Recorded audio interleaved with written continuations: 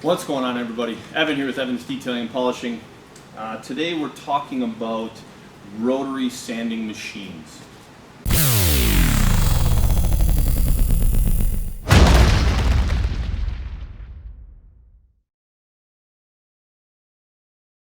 So, sitting here in front of me, I have a Harbor Freight Drill Master.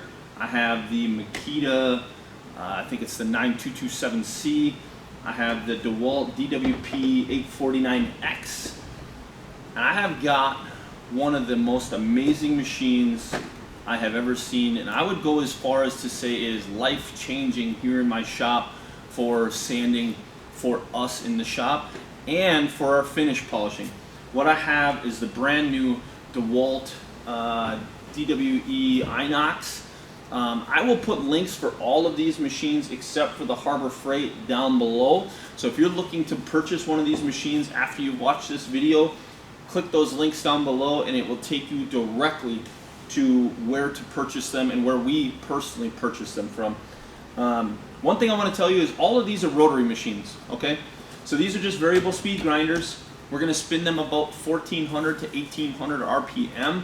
The Inox, the minimum speed here is 1800, so we have to spin that one at 1800 because it doesn't go down to 1400. But the most exciting thing about this new Inox is it's brushless. The days of replacing the brushes are gone. This is a very smooth machine. It's also very small and compact. I'm going to show you one of the biggest benefits of doing the smaller Inox. You are going to spend a lot more money on the Inox. It's a very little pricey machine. It's close to $300, but so is the dewalt and the Makita. If you're not catching them on sale, if you catch them on sale, they could be around $240 to $320 depending on when you catch them. And the Drill Masters, those are about $50, $60. So you can use the Drill Masters in this step. What I will tell you is if you've watched the previous videos about variable speeds and the full speeds, is that the speed will not stay the same, especially when you're sanding and you're putting a bunch of pressure on it. Now, a lot of people use interface pads on their rotary. I personally don't. I don't like fighting hooks in both directions. I want to fight one direction and call it a day. If you watch the sanding video, I do alternate my rotary with my DA. This video is not about that. This video is just demonstrating the capabilities of the rotary sanding. Now, what I do use is I use a very soft pad. I don't know if you guys can catch this. Let me zoom in a little bit. As you can see, this is really flexible. The reason I do that is when you're rotary sanding, you're only using about an inch to maybe an inch and a half of that outside of the sandpaper, and the center goes to waste. So if I have a very firm pad, I'm really going to bite hard into that metal. And I don't want to bite hard, I just want to smooth it out. Remember, your first stage of sanding is the smoothest your stuff's going to be, and every step after that just makes it polishable. So if you're looking to take out pits, step down in grits. I usually start at 400, give it a sand. If I see a pit there that I'm trying to get rid of, I'll drop down to 320, I'll sand it. Sheets of sandpaper are cheap. They're about 50 cents a sheet if you're buying good sandpaper. And if 320 doesn't take it out, I'll drop down to 220. I'll throw that sheet away. I'll drop down to 220. Once that pit is gone to where I'm comfortable with, I sand the entire tank, and now I work from 220 back up to 600. All right? So, buy yourself a good sanding pad. We have these available on my website, GoShineOn.com. They're the ones that I personally use. Sorry, I got fuzzies blowing around here in the shop. Got an itchy nose. Yeah, let's take these over to the training tank and show you how well they work. These are going to go quick. Alright, we're going to start off with the Drill Master here. Once again, doesn't have a ton of torque. I feel like I'm beating a broken record here if you've watched the other videos. If you haven't, and this is the only video you've watched, Drill Master doesn't have a whole ton of torque. You'll notice as soon as I put pressure on it with the sanding disc, it's going to grind down. It's going to ramp down in speed. It's going to ramp up in speed. It kind of just bounces wherever it wants to try and compensate to keep the speed setting that's inside the machine. When I get to the Makitas, the dewalts, and especially that Inox, you're definitely going to notice a huge difference. But what I'm going to do is I'm going to do a real quick demo here. I'm just going to show you on the tank, and then I'm going to drop down to a wheel. The one thing we haven't shown is rotary on a wheel, and I know a lot of people have been asking how we rotary the back walls. You're going to learn today. So stick all the way through to the end. You're going to learn real quick. So we got the Drill Master here set up with a sheet of 400. I throw my respirator on, and I'm going to sand a little section.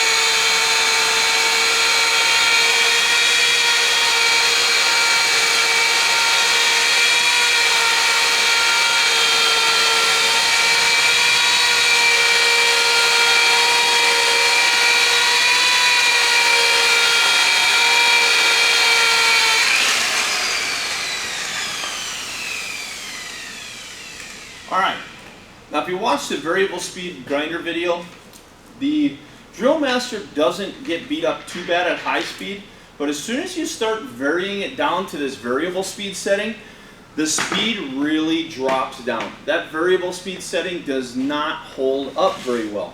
So, if you're looking to use it as a polisher, yes, it will work. But if you're looking to use this as a machine to sand, I'll bring you guys in at the end of the video and show you guys the 4 different sections that I sand. Did it sand? Yes. But did it keep consistent speed? No. Absolutely it did not. So, when you're considering your sanding, I want everything to be as consistent as possible. All the way from sanding, all the way through to my polishing process. So, now, we'll grab the dewalt. And like I said in the previous video, almost all of these are about the same in weight. The only difference is the speed and torque settings. So, plug this one in. We'll grab a fresh sheet of 400. Put my respirator on quick. 400. Got it set to 14 to 1800. Here we go.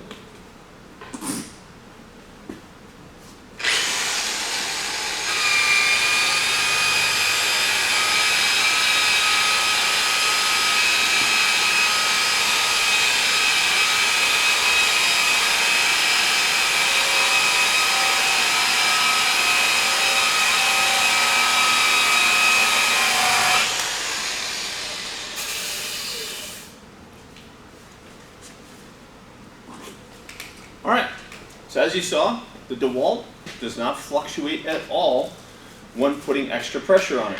So, I use the dewalt and the Makitas both for sanding. I don't find that either one benefits one or the other, so if you're a Makita guy or you're a dewalt guy, both work just as well.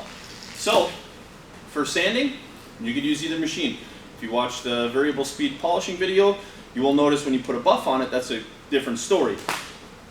But when you're spinning it for sanding, it doesn't change much. Why? Sandpaper doesn't primarily put a ton of torque on the machine. So it doesn't vary a whole lot. Whereas the drill masters are not, they're just not built to do that. So let's grab the Makita. This one's my personal favorite until we get to the new Inox.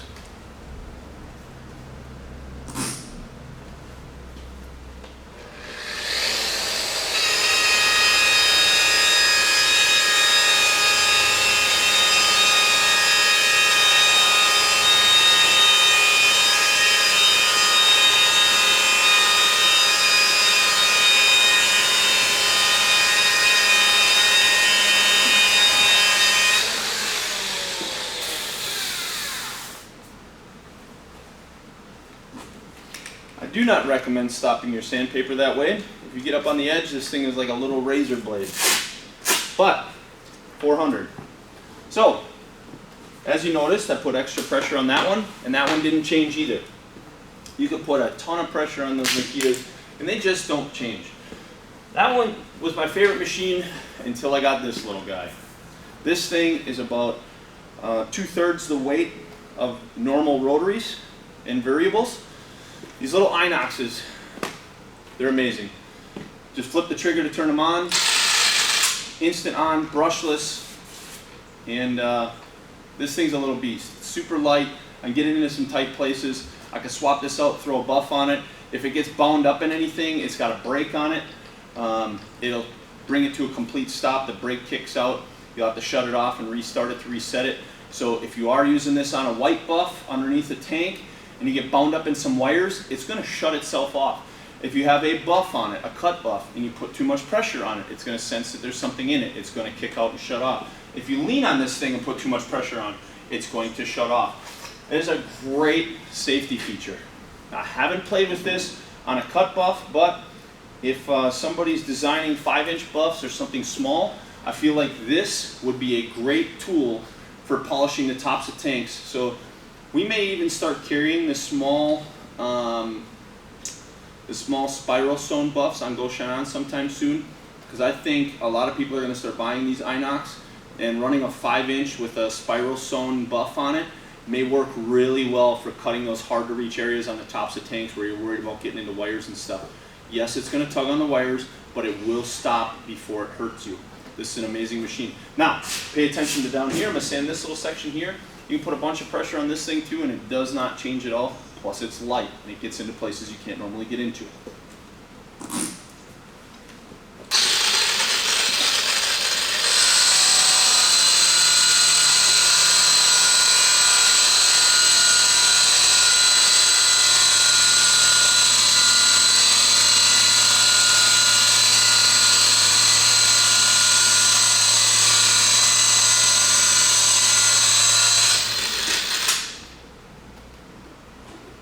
Plus, when you shut it off, there's an internal brake in it. It automatically shuts itself off and stops instantaneously. Now, I'm going to grab this camera and carry you guys in here, because I want you guys to see the difference in consistency in these sanding pads, the sanding machines.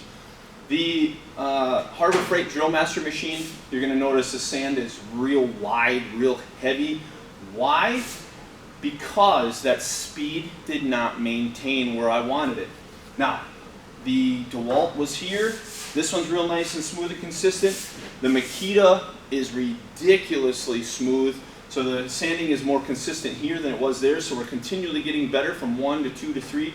And now the fourth one, this Inox, is the smoothest thing I've ever ran. Why? I'm guessing because of the brushless. I'm guessing there's some kind of lag in the brushes that makes it not run as great.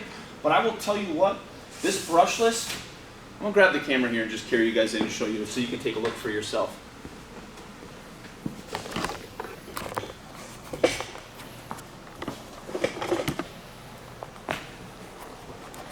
Alright, so you can see the sanding's real heavy there.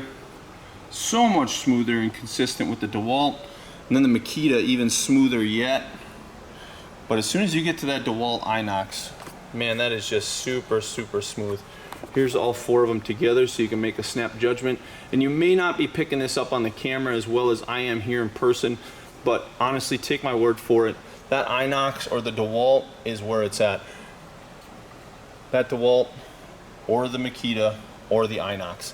But the Makita is a good supplement if you can't afford to buy one of the other ones. And especially for those of you that are already using the other machines here. If you already own a Makita or dewalt, you may not need an Inox, but I'll tell you what, if you can afford to, add an Inox to your arsenal once you can afford to start adding machines to your arsenal. It's one of those really handy, great tools. Now, I'm going to show you the #1 reason here. I have a wheel laying here up against the wall. Let me readjust the camera and we'll talk about it. Alright, we got cameraman Reese back there holding this thing for me, running it. So for those of you that have polished wheels before, this is a 11R 22.5 mounted on a 22.5 rim. It's also an oval hole Pete wheel. These are one of the hardest wheels to polish. It's even harder to sand these. Now, traditionally, all these years, I have never rotaried a back wall. Why? Because you couldn't get in there. I actually had a little drill, a Makita drill that we set up to run to rotary back walls, but a lot of times we'd get it real wavy because we couldn't make it consistent and easy. Why? Because this machine doesn't fit in there to sand the entire thing. Now, I don't want to sand just part of this. I want to be able to do the whole entire thing. So with these big rotary machines, I couldn't get in there without tearing the pad and messing the pad up. I don't care if you're using an interface or not. A lot of guys were tearing them up. Now, the dewalt, same exact thing. The dewalt's a little bit bigger than the Makita, so I can tell you even before I put this on there that it's not going to fit. And the Harbor Freight is the same exact size as the Makita, so it for sure isn't going to fit in there. So this one, even with the rubber head on, I can't get that in between the holes at all. Now on a 24.5, once in a while you could get lucky and do that, but look at this. I can turn this to the inside and I can get all the way out to the water ring. Now I couldn't do that with a full speed. Why? Because even if I turned it all the way in, I'm hitting the cord. No matter what angle I go in at, I can't get that in there. So this is one of the biggest game changers for my shop, because now I can sand the back walls far quicker.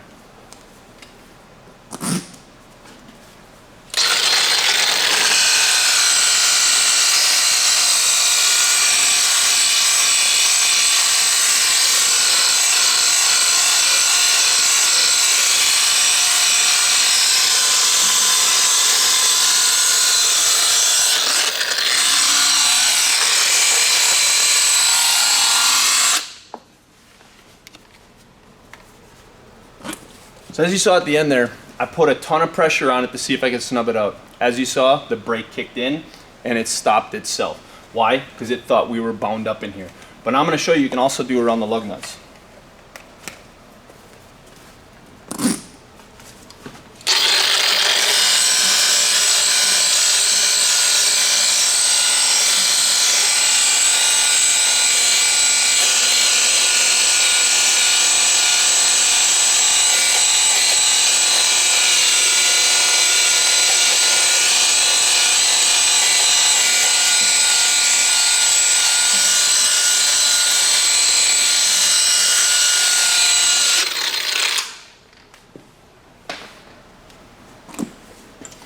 So, Inox, big game changer. You're going to find a link for that below as well. This machine is amazing. Why? Because that now took a half hour's worth of sanding and cutting on a back wall and cut my time in half. Now, if you aren't comfortable with rotaries and you're worried about leaving waves and everything, don't use a rotary because it will be very hard to fix if you're inexperienced and aren't catching it. Don't test it out on a customer's product. Always test it out on something you're personally learning on. Once you get comfortable with it, it is a great tool to have. Like I said, for the last, we've been rotary sanding for the last 10, maybe 12 years, and we've been using the Makitas and the dewalts. If that's what you can afford, and you want to use the same machines that you run your wipe buffs on, those are great tools to use. But once you can afford to invest in one of these Inoxes, I'm telling you, you will thank me later. But I hope you like this video. I hope that you guys found it helpful. For those of you that stuck around to the end to see this, like I said, this is life-changing in my personal shop. It may not be in your shop, but it is for my shop. So I hope you guys find it as useful as I do and add one of these Inoxes to your collection. You will not regret it. Thanks for tuning in. We'll see you on the next one. Have a great week.